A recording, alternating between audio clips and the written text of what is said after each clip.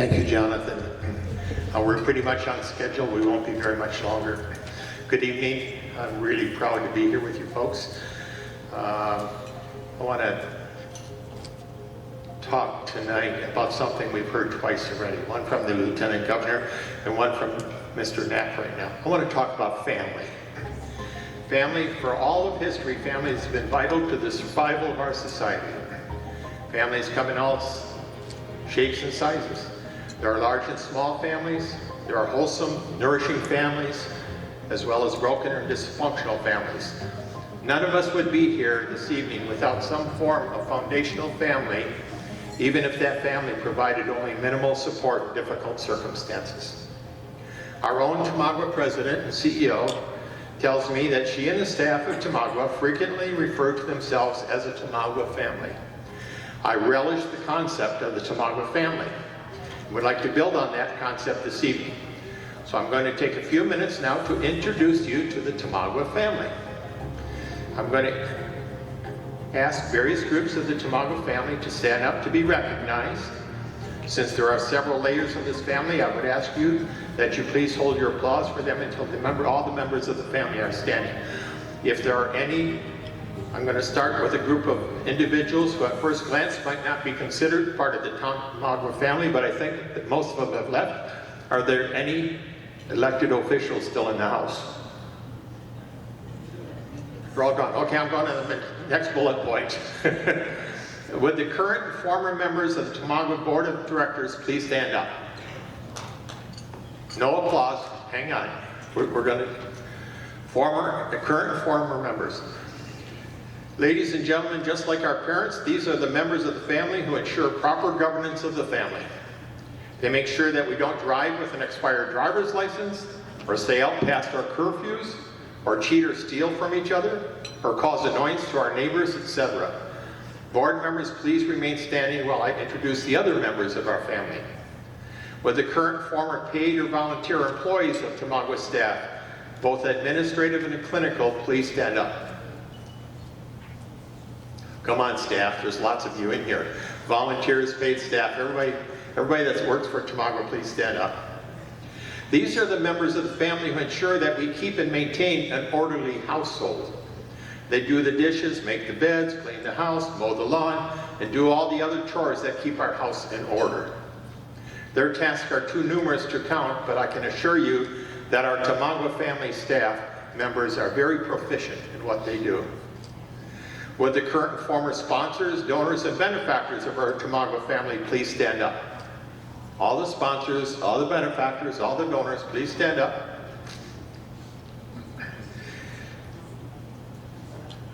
These are the members of the family who ensure that there is always food on the table, fuel in our gas tanks, toys for the kids, money to pay the household bills, and so forth. Without these generous family members, we wouldn't be here this evening. Would the current former patients of Tomagwa please stand up? These are some of the children of the Tomagwa family who we are here to nourish, console, and help to live comfortable and wholesome lives in spite of health-related obstacles in their way. Would those in the room who responded to an invitation by a friend or an acquaintance or via the online portal please stand up? Okay, if you signed up online, invited by a friend, please stand up. These are the steadfast neighbors of our family who are here to help with whatever is needed. Would the folks who handle the arrangements for this evening please stand up? Thank you, family members, for preparing a wonderful program for this evening. Now, I hope that I have appropriately included every member of our Tomagwa family here this evening. However, there are still some people seated. So if anyone in the room is not currently standing, you have two choices. You can either stand up and be recognized as part of the Tomagwa family, or you can see me at the end of the evening, and we will give you a voluntold task to do, and you will become part of the Tomagwa family.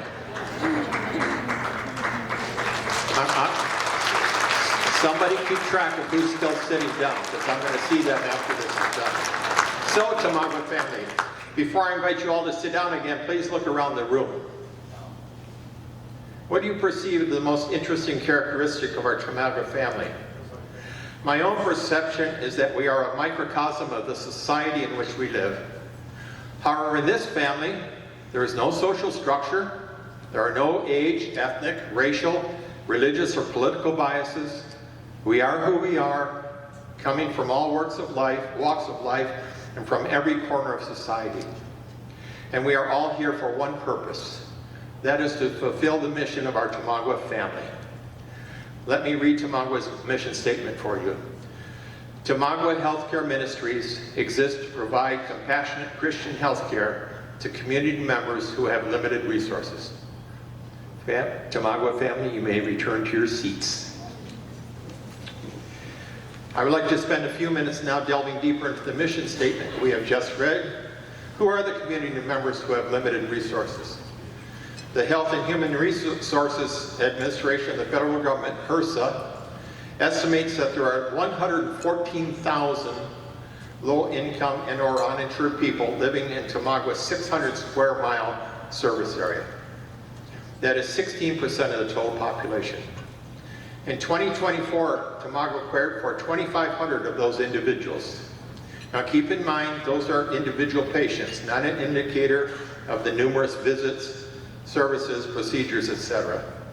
So Tomagwa apparently serves about 2% of low-income and uninsured people in its service area. Where do we go from here? I would like to echo a famous line from a well-known speech of one of the 20th century's greatest orators, Dr. Martin Luther King. I have a dream.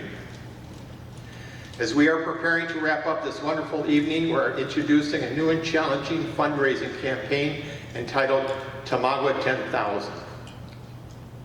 This is not a specific capital campaign. It is not designated operational campaign.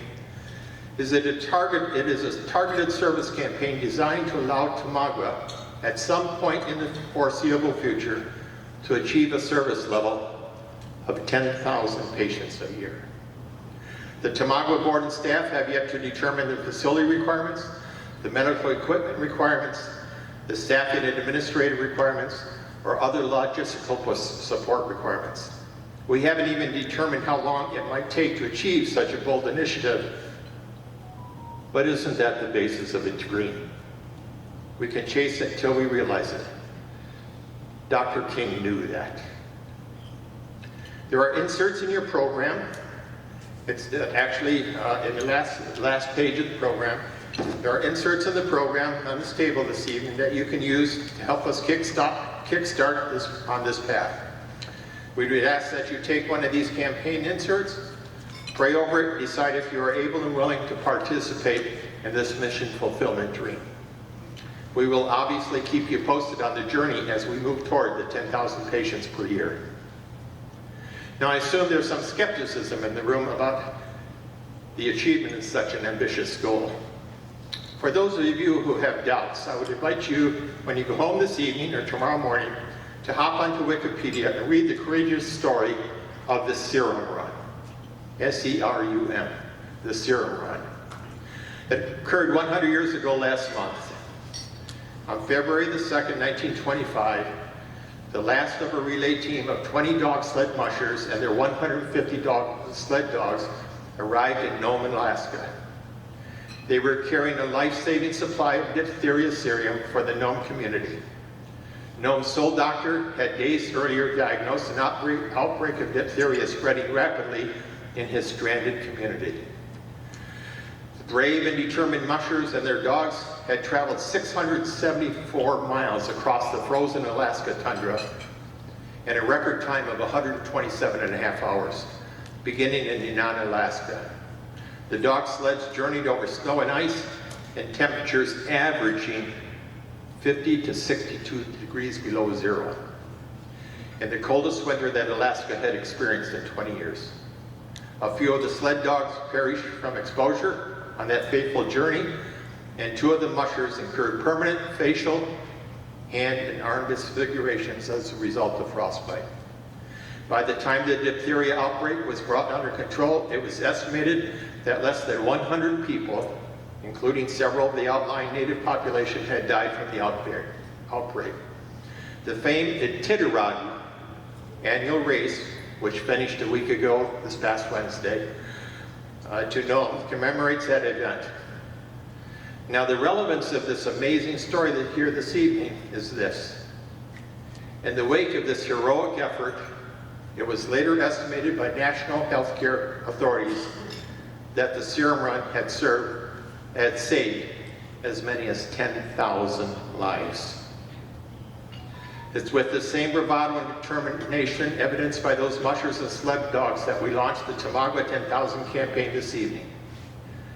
Please help Tomagwa on its own Iditarod run. Now I'd like to invite my wife up here and our president and CEO. Now where they're coming up, I want to go back to the family for a minute. One of the things we know about families, there's always someone special in every single family. A lot of us are familiar with a matriarch of a family. So there are matriarchs, maybe some of you remember the Kennedy family, Jack and Bobby Kennedy. They certainly had a strong matriarch, and their mother, Rose Kennedy. Then there's the two most famous matriarchs of the 20th century. Queen Elizabeth, with her long reign as Queen of the British Empire, and Mother Teresa.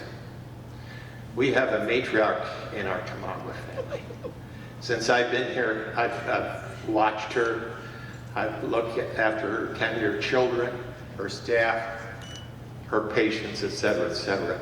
We have our own matriarch right here, and that is, and I'm gonna give her a new persona tonight. This is Mother Tomika. Oh, wow. This is Mother Tomika. She's the matriarch. She doesn't know that. She's the matriarch of our Tomagwa family. And don't confuse her with Mother Teresa, although I think she's on the same road. Now, before I let Mother Tomika close us out for the evening, I want to also offer something else. This is my wife, Linda. In order to kickstart this thing, this Tomagwa 10,000 campaign, we are going to donate right now $20,000 of matching money for the Tomagwa 10,000 campaign. That will match the first $20,000 raised. Mother Tomika, you're on.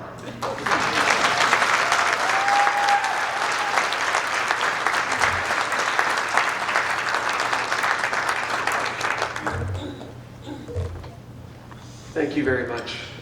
As newly elected chair of the development committee of the Tomagwa Healthcare Ministries, this is awesome. So thank you guys for your gift.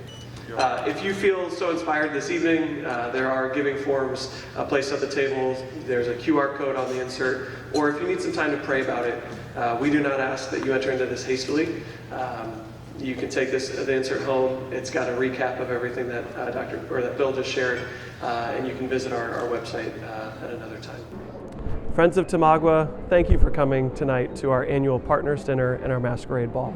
We hope you had a wonderful evening celebrating with us our year in review and honoring our special award recipients. Thank you for being part of Tomagwa's family.